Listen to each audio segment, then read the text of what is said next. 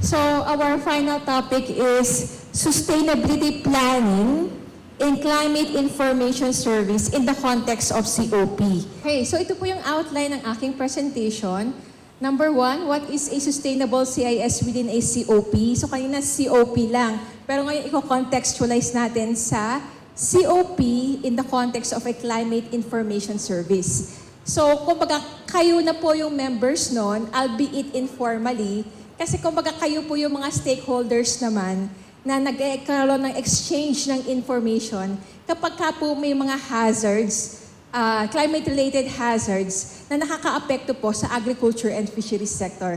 Tama po ba yung assumption natin na kayo po yung mga stakeholders na nagkakaroon ng exchange ng information kapag ka may mga hazards climate-related na nakaka-apekto sa agriculture and fisheries? Okay? So at least may tumatango po doon. So, gusto natin itong i-define ano ba yung ibig sabihin ng sustainable CIS within COP, and then ano yung sustainability planning, and then the 6 steps to sustainability planning. So first, I just would like to re-emphasize that climate information services are part of the foundation for sustainable development and even for achieving climate risk resilience. We have, continued to put importance on this since day one, since yesterday, and even yung session po natin kahapon ng hapon. And then the COP serves as a platform for sharing localized knowledge, facilitating adaptation strategies, encouraging cross-sectoral collaboration, engaging communities, and advocating for policies. Now, there is a COP established for this particular South-South collaboration on climate information services project. And that is actually what Jimmy discussed earlier. Now, for the component on the tripartite capacity enhancement that's actually managed by INREM, what we would like to have is come up also with a COP at the Region 2 level, okay? That would also function, ang main domain rin po niya is climate information service leading to risk resilience in the agriculture and fisheries sector. So ano po yung kumbaga magiging purpose ng COP na ito? Again, kayo po yon. This at the regional level. You will be, it will serve as a platform, again, for sharing localized knowledge. Kasi usually, ang nakukuha natin sa mga national agencies, of course, national level CIS. Pero dito, pagdating sa inyo, regional offices, hopefully, Region 2-based knowledge na or Isabela-based knowledge na yung napoproduce ninyo or farm-based knowledge. This is actually implemented for Region 2 farmers. You also facilitate adaptation strategies. So, kayo na sabi ni Sir, nagmo-mobilize ng task force. Although mayroong mga national agencies na kasama doon, pero kasama rin yung LGUs na siyang mag-i-implement on the ground ng mga adaptation strategies. And those adaptation strategies are again based on CIS na coming from different agencies. Encourage cross-sectoral collaboration. So hopefully magkaroon ng collaboration ang BFAR with DNR, with say for example the SUCs. So that's what we would like to promote. And then engage the communities. So this was the topic earlier of Ma'am Jane, and advocating for policies. So kayo na yung kumbaga isa sa mga highest na purpose ng COP of which you are members. But in the end, we would like to work together, we would like to exchange information kasi nga gusto nating magkaroon ng informed decision-making for climate resilience.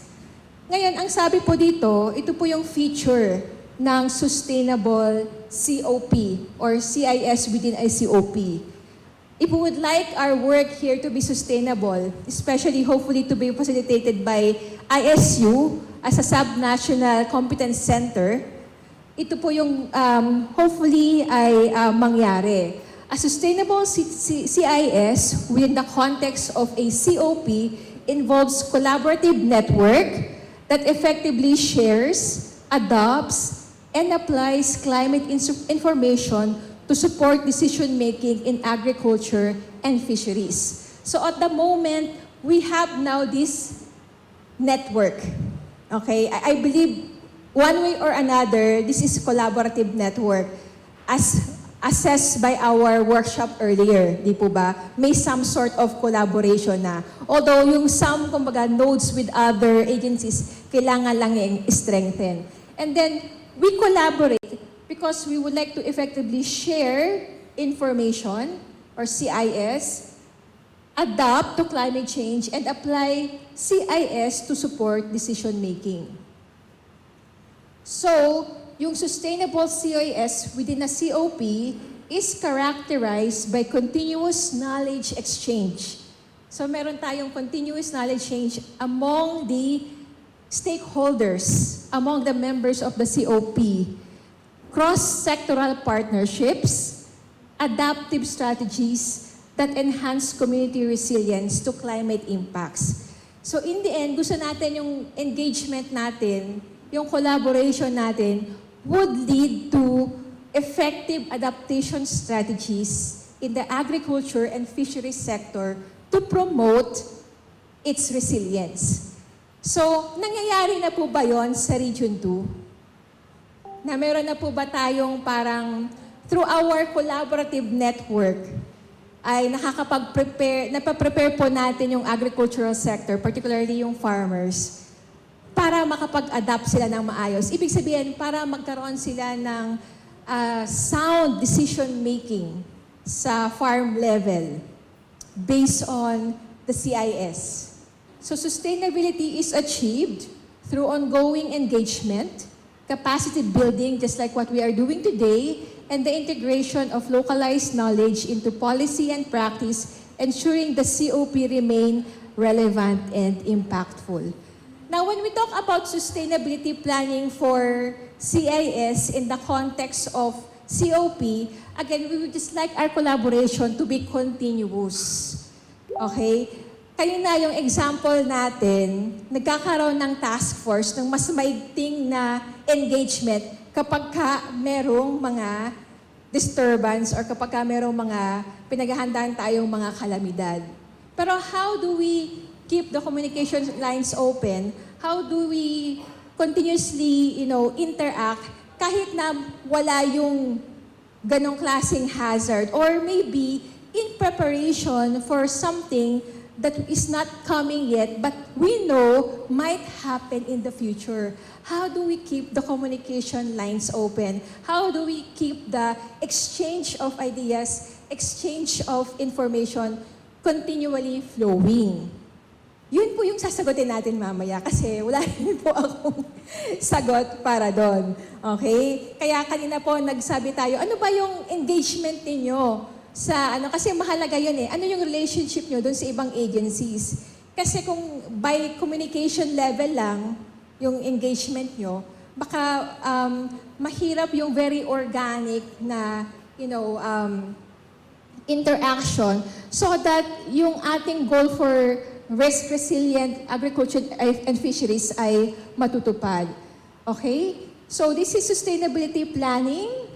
Essentially, it is anchored on the pillars of sustainable development, environment, social, and economic pillars. So sustainability planning for a COP focus on CIS in agriculture and fisheries means ensuring COP activities and knowledge sharing are environmentally, socially, and economically viable and that it continues to support the sector's long-term resilience in the face of climate change.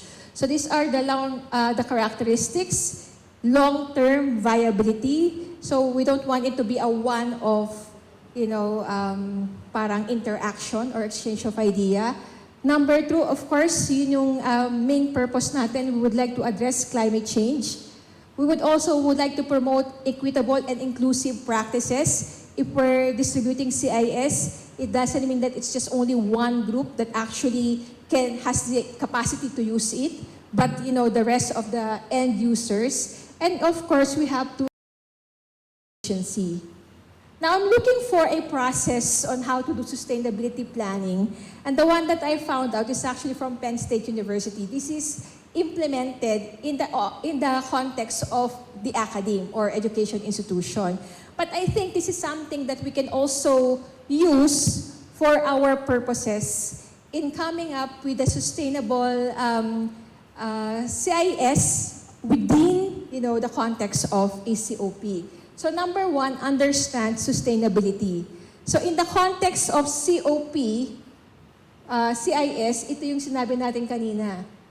So characterized by continuous knowledge exchange, cross-sectoral partnerships, and adaptive strategies. Of course, kasama na rin po dyan yung engaging the communities. So when we talk about understanding sustainability, those would be, kumbaga, the end goals, the characteristics that we will be aspiring. Ng stakeholders, yung engagement ng stakeholders. So nagkaroon na tayo ng konting assessment kanina. Kaya sabi ko nga, this is a continuation of the morning topic. So in terms of ISU's relationship with the different stakeholders, merong collaborative, merong coordination, merong at the communication scale lang. Ngayon, hindi na natin due to time constraints, hindi na natin na-address yung relationship ng other NGAs with other stakeholders. But nevertheless, tingnan natin kung ano yung pwede natin gawin to achieve sustainability. And then we have to identify priorities, create a sustainability vision.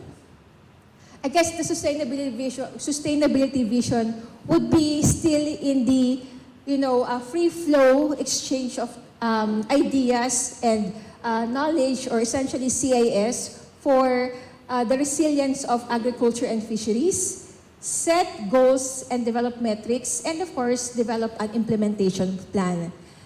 So in summary, climate information services are crucial for sustainable development, and they provide essential data and insights that help communities adapt to climate change, especially in agriculture and fisheries.